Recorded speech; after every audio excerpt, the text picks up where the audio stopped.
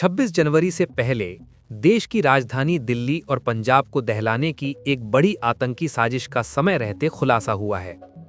सुरक्षा एजेंसियों की सतर्कता ने एक ऐसे खतरे को टाल दिया जो सिर्फ किसी एक शहर तक सीमित नहीं था, बल्कि पूरे देश की आंतरिक सुरक्षा के लिए गंभीर चुनौती बन सकता था।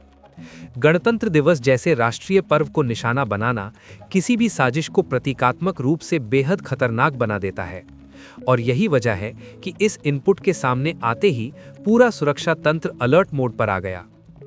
खुफिया एजेंसियों को मिले शुरुआती संकेतों में यह साफ तौर पर कहा गया था कि खालिस्तान समर्थक आतंकी नेटवर्क 26 जनवरी के आसपास किसी बड़ी वारदात की फिराक में है। ये इनपुट सामान्य नहीं था, बल्कि कई स्तरों पर वेरीफाई किए जाने के बाद सामने आया था। जैसे जैसे जांच आगे बढ़ी, ये स्पष्ट होता गया कि इस साजिश की जड़ें पंजाब में फैली हुई थीं, लेकिन इसके तार दिल्ली समेत अन्य संवेदनशील इलाकों से भी जुड़े हुए थे। इस पूरे प्लान का मकसद साफ था: राष्ट्रीय पर्व के दौरान हमले कर डर और अराजकता का माहौल बनाना, ताकि देश की आंतरिक स्थिरता पर सवाल खड़े किए जा सकें। इसी खतरे को देखते हुए स्टेट स्पेशल ऑपरेशन सेल और काउंटर इंटेलिजेंस यूनिट को एक साथ एक्टिव किया गया। ये कोई तात्कालिक कार्रवाई नहीं थी, बल्कि एक सुनियोजित और चरणबद्ध ऑपरेशन था जिसमें हर मूवमेंट पर बारीकी से नजर रखी जा रही थी।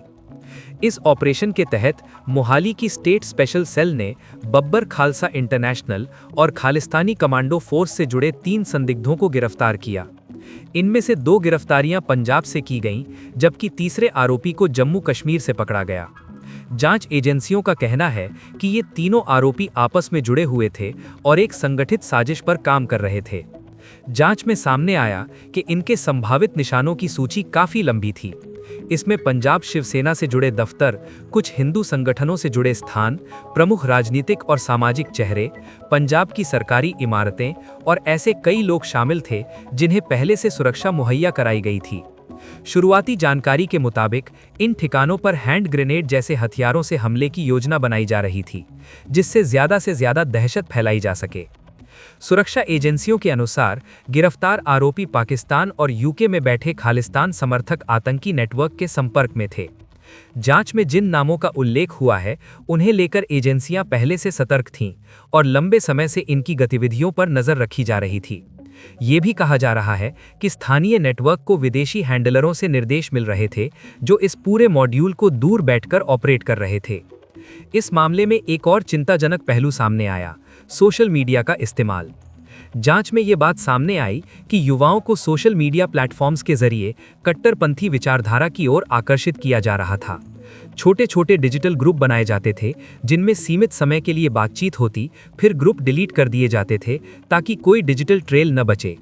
यही डिजिटल नेटवर्क इस पूरी साजिश की सबसे मजबूत कड़ी बनकर सामने आया। जांच एजेंसियों ने जिन 3 चेहरों की पहचान की है, वे हैं कुलदीप सिंह, अवतार सिंह और करणवीर।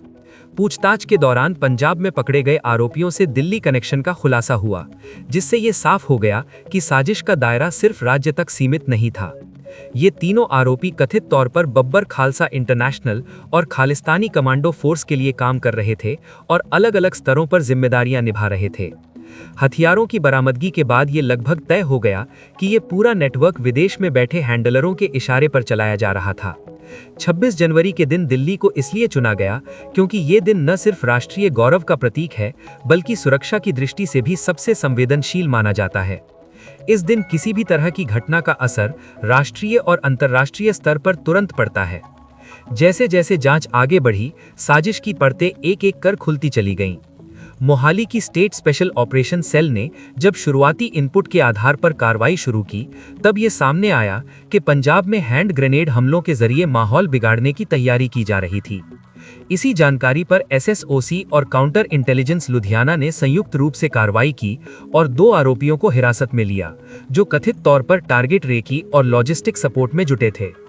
इन गिरफ्तारियों के बाद जब पूछताछ और तकनीकी जांच आगे बढ़ी, तो नेटवर्क की जड़ें जम्मू कश्मीर तक पहुंची। वहीं से कथित मास्टरमाइंड कुलदीप सिंह की गिरफ्तारी हुई, जिसने इस पूरे मॉड्यूल की गंभीरता को और उजागर कर दिया। पुलिस के अनुसार कुलदीप सिंह उर्फ काला बाहर से एक सामान्य व्यक्ति की तरह जीवन जी रहा था, लेकिन पर्दे के पीछे वो इस नेटवर्क का अहम हिस्सा बन चुका था। जांच में यह भी सामने आया कि Kuldeep Singh social media platforms के जरिए युवाओं की पहचान करता था, उन्हें कट्टरपंथी विचारधारा से जोड़ने की कोशिश करता और फिर उनकी जानकारी विदेशी हैंडलरों तक पहुंचाता था। उसे टास्क दिए जाते थे, रेकी वीडियो शेयर करना, संभावित टारगेट्स की जानकारी जुटाना और सीमित समय में डिजिटल सबूत मिटा देना। उसके मोबाइल से बरामद डिजिटल सामग्री ने यह साफ कर दिया कि 26 जनवरी से पहले देश की सुरक्षा को लेकर खतरा कितना वास्तविक और गंभीर था।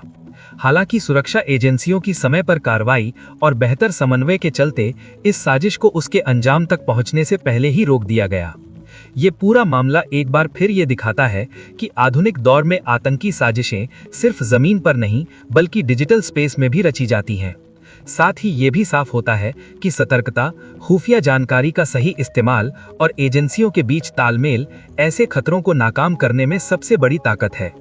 26 जनवरी जैसे राष्ट्रीय पर्व से पहले इस साजिश का पर्दाफाश होना न सिर्फ सुरक्षा एजेंसियों की सफलता है बल्कि ये देश के लिए एक अहम चेतावनी भी है कि खतरे लगातार बदलते रूप में सामने आ रहे हैं और उनसे निपटने के लिए सिस्टम को हर समय अलर्ट रहना होगा। इस पूरे मामले ने सुरक्षा एजेंसियों के सामने एक और गंभीर सवाल खड़ा कर दिया है। क्या आज की आतंकी साजिशें सिर्फ हथियारों और बारूद तक सीमित हैं या फिर ये एक सोच समझी हुई मनोवैज्ञानिक जंग का हिस्सा बन चुकी हैं? जांच एजेंसियों का मानना है कि इस तरह की योजनाओं का उद्देश्य सिर्फ जान माल का नुकसान नहीं होता बल्कि देश के भीतर डर, अविश्वास और सामाजिक तनाव पैदा करना भी होता है। खास तौर पर 26 जनवरी जैसे मौके पर हमला करने की कोशिश भारत की लोकतांत्रिक और संवैधानिक पहचान पर सीधा हमला माना जाता है।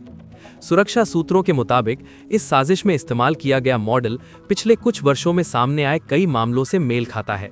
पहले स्थानीय स्तर पर छोटे मॉड्यूल तैयार करना, फिर सोशल मीडिया के जरिए युवाओं को प्रभावित करना और अंत में विदेशी हैंडलरों से निर्देश लेकर कार्रवाई की तैयारी करना।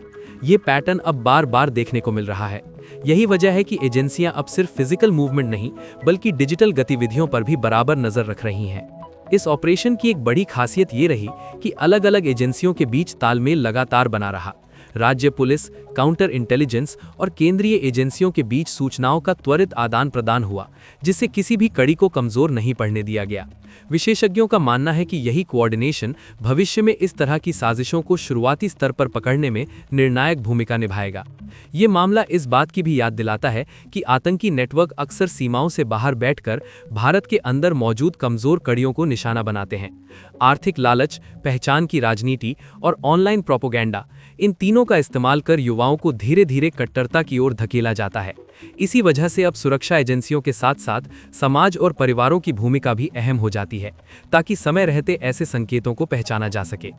विशेषज्ञ ये भी मानते हैं कि गणतंत्र दिवस से पहले इस साजिश का नाकाम होना भारत की सुरक्षा तैयारियों के लिहाज से एक मजबूत संदेश देता है। ये दिखाता है कि सिस्टम में कमियां जरूर हैं, लेकिन सतर्कता और समय पर कार्यवाही से बड़े खतरे भी टाले जा सकते हैं। साथ ही ये उन ताकतों के लिए भी चेतावनी है जो भारत के भीतर अस्थिरता फैलाने की कोशिश कर रही हैं।